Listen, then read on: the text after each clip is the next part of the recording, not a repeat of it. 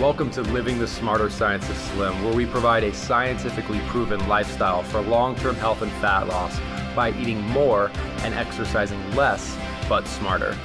Eat smarter, exercise smarter, live better. I am so ready for that. Hey everyone, Jonathan Baylor here with another bonus Smarter Science of Slim podcast. Very, very excited about today's show because we have truly an inspirational, wonderful guest, a guest who is, as we always talk about, being the change she wants to see in the world. She is the founder and proprietor of PrimalGirl.com. She's heavily plugged into Mark's Daily Apple and Mark Sisson's wonderful work. She'll be at PrimalCon this year. She'll be at the Ancestral Health Symposium. She's coming out with a new book called The Hidden Plague, which we'll talk about. And ladies and gentlemen, we have none other than the Tara Grant with us today. Tara, welcome. Thank you, Jonathan. It's good to be here. Well, Tara, I just wanted to have you on the show as soon as possible, because as soon as I heard your story, and frankly, if anyone does a quick web search on Tara Grant and checks out your website, primalgirl.com, and they see you, I don't know, it's even hard to believe your story, like the transformation that you've experienced and how you've done it and how you've maintained it and what you've been able to parlay that into is nothing short of inspirational. Can you just take us through that story? Oh, wow. Well, it's a pretty long story. Starts way back when I hit puberty, and I just lost control. I was eating the wrong things my entire life. I had a really bad sugar addiction. I would sit in my bedroom with a book and a chocolate bar, and that was my idea of a good afternoon. And it perpetuated itself throughout my life. I got fatter and sicker. When I hit my early 20s, I started to get all these diseases and syndromes and conditions, and I felt like I was 90 years old. I had tendinitis, arthritis, endometriosis, polycystic ovarian syndrome. I was pushing 200 pounds. My hair was falling out. I was bald on my temples and just absolutely mortified.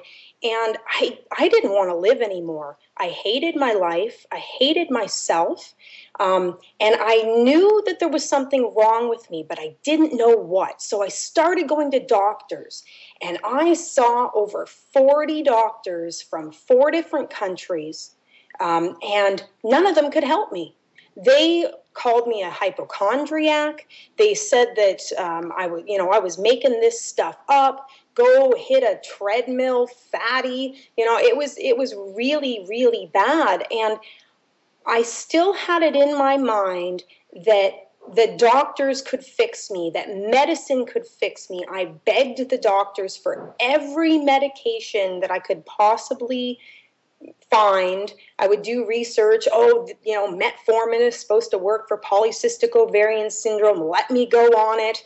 And I completely gave my power away to this industry that really didn't have my best interests at heart.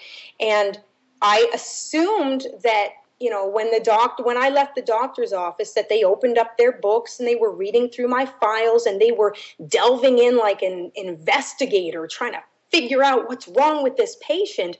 I didn't realize that once I left that office, they essentially brain dumped me. They forgot about me, and they didn't even remember me when I came in the next time, except to say, oh, yes, you're the one that we can't figure out what's wrong with you. Here, take a placebo and be on your way. And so I got sicker and sicker and sicker. I was trying to have a baby. I couldn't do that. It took 10 years of trying to have a baby. And I just had decided at that point, I was on antidepressants and everything, that if I couldn't have children, I didn't want to live anymore. And I was just messed up emotionally, physically, spiritually. Every area of my life was going wrong. And then I managed to get pregnant through in vitro fertilization.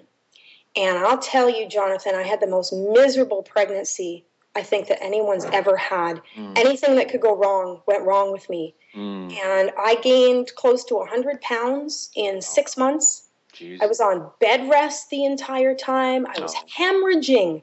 Starting at 3 months, exactly 12 weeks to the day when they say you can tell everybody that you're pregnant, that it should be safe, I started hemorrhaging. I was in the ER, and they didn't know what had happened. It turns out that I had a subchorionic hemorrhage, and the babies were absolutely fine, thank God.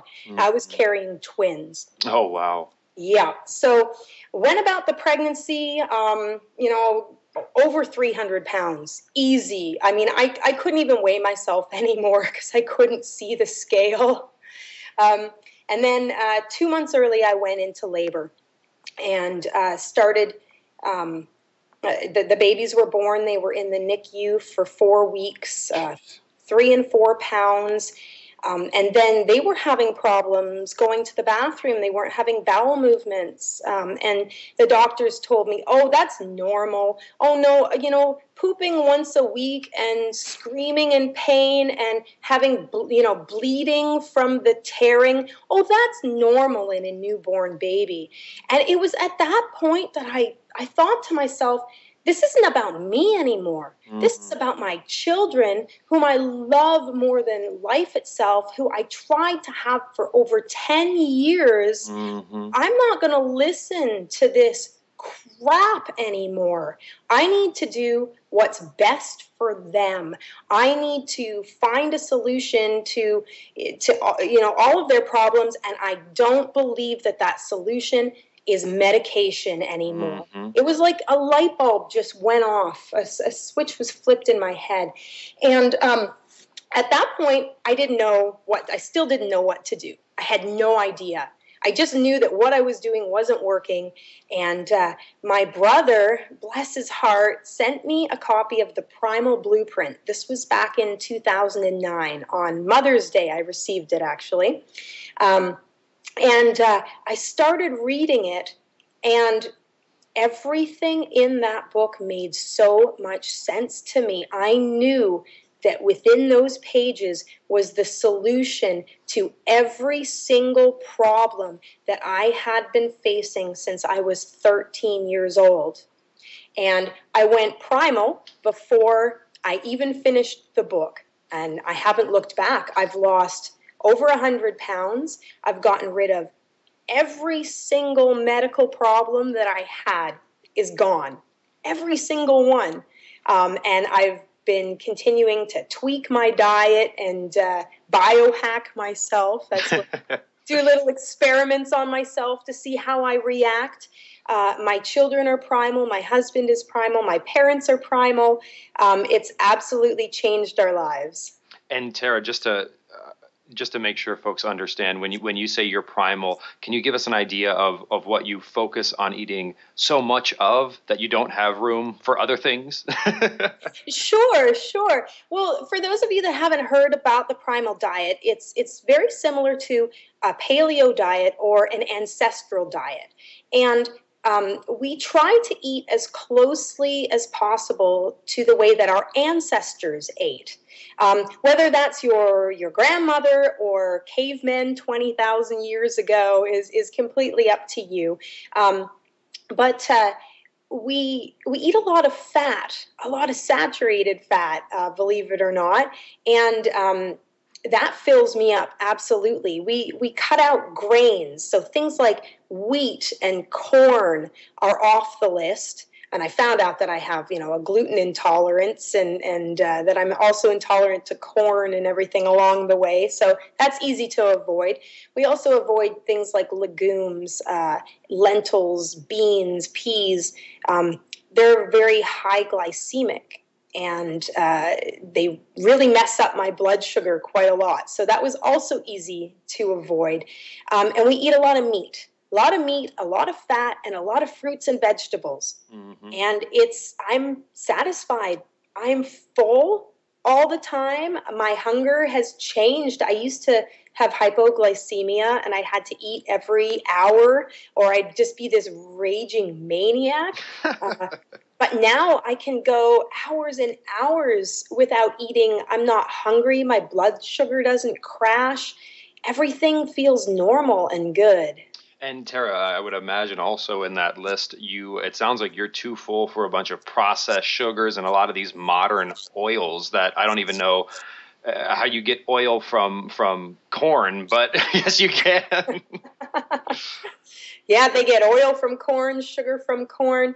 Yeah, you're right. I don't eat anything processed anymore. I make everything myself from scratch. And it's been really good. And thank you for bringing up the industrial seed oils, the refined vegetable oils.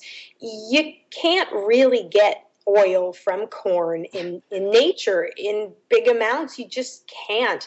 It's a processing that uses a lot of chemicals, and it isn't natural, and our bodies don't like it. Mm-hmm.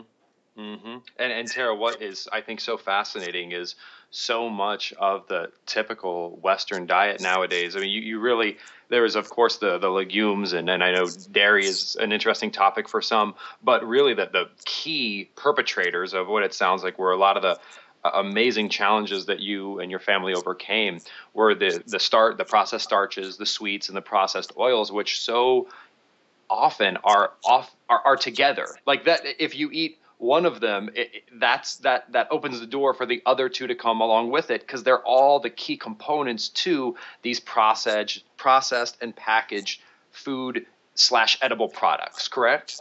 Exactly. And a lot of that stuff is put in there to hide the inferior food quality, to bulk it up as well, and because it's cheaper. It's a lot cheaper to use soy oil or corn oil than it is to use olive oil. And the food industry goes with what's cheapest, and they have got food scientists spending billions of dollars on research to find combinations of foods and chemicals that are going to make it taste good and make us crave more. I think that, Tara, you just hit the nail on the head when you actually said combination of chemicals, because that really sometimes I think we lose sight of whether what you're ingesting is a food or a pill or anything you put in your body causes a physiological reaction, and things that we put in our body that are found in nature that we've been putting in our body while our body was developing and evolving. Those are generally things that have positive effects on our body. But when we try to put things in our body that we haven't become accustomed to handling, we experience side effects, which aren't really side effects. There's no such thing as side effects. There's just effects. And that's when you put gasoline in a car is designed to handle gasoline. So there's really no side effect to using car. There's just effects. But if you put kerosene in a car's gas tank, all this weird stuff happens. It's not a side effect. It's that the car isn't designed to use kerosene. So it sounds like you're just focusing on putting things into your body that have been put in the human body since as long as human bodies have existed, correct? Exactly, correct. And things like when you see natural flavor on the package, I used to fall for stuff like that because I thought, well, natural flavor, it's natural, or made from sugar, so it tastes like sugar. If I can't go out and find natural strawberry flavor in isolation on its own in nature and harvest it myself, then as far as I'm concerned, it's not very natural. Oh, absolutely. Absolutely. It's so fascinating too, Tara, because you mentioned something early during your story, and I'm so happy that it had a happy ending, because at one point I was just like, oh man. So it's amazing that you were able to pull yourself out of that. But what you represented was this profound mind shift, and really why I wanted to talk with you and share your story. You used the phrase, I gave my power away. And that is so important. You mentioned that we have these edible product manufacturers, and they have goals. Like their goal is to sell product that is as profitable as possible. And I'm not making a moral judgment. That is their job. Their job is to sell product. Now, we have a job too, Tara. We have a job to protect ourselves and to protect our families. And that's our job. And I feel so often we actually outsource that job to someone who doesn't care nearly as much about us or our families than we do. Exactly. Absolutely. I gave my power away. I was in a victim's role. Why is this happening to me? Oh, woe is me. No, once I took that power back and I learned to be an advocate for my own health, because like I was saying earlier, I didn't realize that the doctors weren't, delving into my medical files and trying to, figure out what's wrong. I had to do that myself once I made that connection. And then also with my children, no one was looking out for them except for me and my husband. It just was this radical mind shift, and it just permeated into every area of my life. Mm-hmm. And that, Tara, I think it's so wonderful what you've done with that now, is you're going out and you're empowering other people with that. And it really, I had a similar moment in my life, and it was in reading, I'm a big fan of Stephen Covey's work, rest his soul. And he mentions a quote which has just stuck with me over the years. And that is, until a person can say deeply and honestly, I am where I am today, and I am what I am today because of decisions I made, they have no power to change it. Because if you aren't in the position you are because of things you did, then there's nothing you can do about it. And that, so actually taking that responsibility, while it is terrifying and while it can be disheartening, at the same time, it's a bit of a paradox, because it's also the most empowering mindset we could ever have. Because if it's your doctor's fault or if it's society's fault, you have to wait until they change. And you might be waiting a really long time. Whereas if it's you, then you have control over that. And that's what we all want, is that sense of control, right? Exactly. And, to be honest, Jonathan, I lived most of my life in that mindset where, it was everybody else's fault. It wasn't mine. And it wasn't until I had my kids that I realized that I'm in charge of them until they're old enough to tell me otherwise. And that I was now responsible for another human being. And I was, saying to my husband, oh, we're not feeding them that. I will not feed my child that. And I thought to myself, well, why would I feed my child's mother that? Mm-hmm. And it was just making the connection between how important I am in their lives. And if I don't take care of myself, I can't take care of them. And it was just like a domino effect. Like I said, it just reverberated through every aspect of my life. The way that I worked out, the way that I interact in business, online, and everything. It is my goal to help people take back their power and to realize that they hold the key to their health and their happiness and their success. Tara, that is such a profound message. And I think so often we underestimate our own abilities. Let me give an example of what I mean here. You are obviously an incredibly powerful and woman who has had wonderful success in your life. And I've also had some success in terms of my health and my fitness. And when I see an individual who's struggling with their health and fitness, and I imagine you might feel this way yourself, is a couple things. One is I don't necessarily advocate being a vegetarian. I'm just going to use this as an example. But there are millions of vegetarians in the world, and vegetarians exist in a society that doesn't really make it easy to be a vegetarian, doesn't really facilitate vegetarianism, but they're able to be vegetarians without much struggle. Like, they don't really complain about it, they just do it. Now, there's millions of people that do that. Those people are not more powerful than you. They're not better than me. They're not stronger than any of our listeners. Like, there's so many people around the world who are able to take control of what they put in their bodies, despite a society which may not make that easy. I just think it's so empowering to say to myself, I know that those people aren't better than me. And I feel that if we don't take control, we're somehow saying, like, either intrinsically or extrinsically, well, all those people that are able to take control are somehow better than us. And I just don't think that's true. I agree. I agree 100%. Because that fundamentally, Tara, I mean, it's anything really worthwhile in life, of course, takes effort. And for me, it's empowering to say, again, Steve Jobs has a quote along these lines where he's like, once you realize that anything that's ever been done in this world was done by someone who's no smarter than you are, like, it's really empowering, right? Like why, like, you are as smart, now we're not talking about becoming a professional basketball player, professional athlete. Certainly those are things which there are genetic components which are outside of our control. But what we're talking about here, controlling what we put into our body, how we move our body, that is something that all of us have an equal playing field at. And as we start to have private victories in that arena, wow, does it permeate the rest of our life. Well, and thank you for saying that, because the book that I'm writing now is essentially a medical book. It's how to get rid of an autoimmune disease. And when I first started writing it, I was having some self-esteem issues because I thought, I'm not qualified to write this book. I'm not a doctor. I haven't been to years of medical school and training. And what qualifies me to write stuff like this? People are going to dismiss it because I don't have a whole bunch of letters after my name.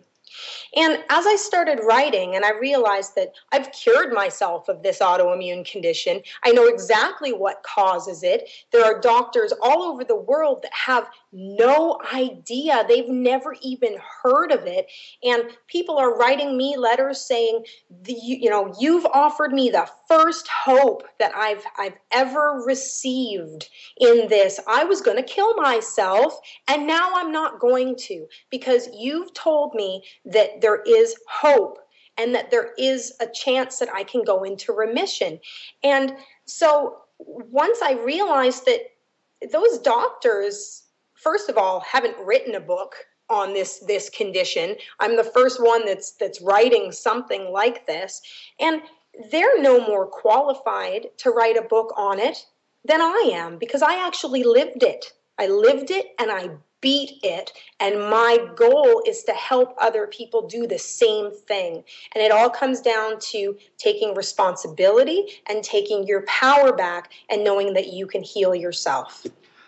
Tara, that is such a profound message. And I really want to get into a little bit more about your book. And just to close this segment of the show, I really want our listeners to take away, while it can be intimidating to say, it's my responsibility to take care of this, I also would encourage you to feel the sense of empowerment that also brings along with it. Because again, individuals like Tara who have had success in this space are proof positive. Like, you can do this, right? There's not some genetic component that you're not missing. We all have the power to control what we put in our bodies and how we use our bodies. And I found the Steve Jobs quote I was referring to earlier, Tara, and if you don't mind, I want to share that real quick because I think it's a wonderful quote. Sure. It's a little bit long, but hopefully folks enjoy it. So this is from the late Steve Jobs, everyone. When you grow up, you tend to get told that the world is the way it is and just to live your life inside the world. Try not to bash into the walls too much. Try to have a nice family life, have fun, save a little money. That's a very limited life. Life can be much broader once you discover one simple fact, and that is everything around you that you call life was made up by people who were no smarter than you, and you can change it, you can influence, and you can build your own things that other people can use. The minute that you understand that you can poke life and something will, if you push in, something will pop out the other side, that you can change it and you can mold it. That may be the most important thing. It's to shake off this erroneous notion that life is just there and you just got to live it versus embrace it, change it, improve it, and make your mark upon it. I think that's very important. And however you learn that, once you learn it, you'll want to change life and make it better because it's kind of messed up in a lot of ways. Once you learn that, you'll never be the same again. And I think that's so true. That's so powerful. Wow, I feel like I've just been to the therapist. Well, speaking of powerful information, Tara, can you tell us a bit about the information in your upcoming book, The Hidden Plague? Sure. Well, essentially, it's about a disease called hidradenitis suppurativa. If you haven't heard of it, don't worry about it. Nobody's heard of it, including your doctor. But there are approximately 12 million people in the United States alone that have this condition. And what it is, it's a skin condition. Nobody seems to know what causes it, what makes people flare up, why it starts and why it migrates. But it manifests as extremely painful pimples and cystic acne that can erupt anywhere on your body that there's a hair follicle. But it's primarily in areas that are very private, in your armpits, in your groin, on your buttocks, under your breasts. And this is one of the reasons why people don't talk about it, because it's embarrassing. I've had hundreds of letters from people that thought that they had an STD. They went to the doctor, and the doctor actually diagnosed them with herpes when they weren't even sexually active. They've been made to feel ashamed. They've been told that it's caused by not keeping yourself clean enough. They're fobbed off with antibiotics. That's the only treatment for HS, is a long-term course of antibiotics that they say you have to take for the rest of your life. And unfortunately, the antibiotics don't do anything. They don't help HS in any way, and they actually make the problem worse long-term. So after I put up my blog posts on it, and I included some pictures that I'd found on the internet. If you Google it, you're going to come up with the horror story pictures, the people that are going through these just brutal, barbaric surgeries where they take off all of the skin in the area, all the way down to the muscle. They remove the fat and everything, and they hook them up to vacuums. It takes 2 years to heal. Those are the pictures you're going to come across. What you're not going to come across are pictures of the tiny little lumps and bumps that somebody might get in their armpit from time to time that are a little bit painful, but that come and go, and they might think, oh, I had a zit in my armpit. That's weird. Or I had an ingrown hair. A lot of people think they have a really bad problem with ingrown hairs, and when in fact it's actually hidradenitis suppurativa, or HS for short. Fascinating.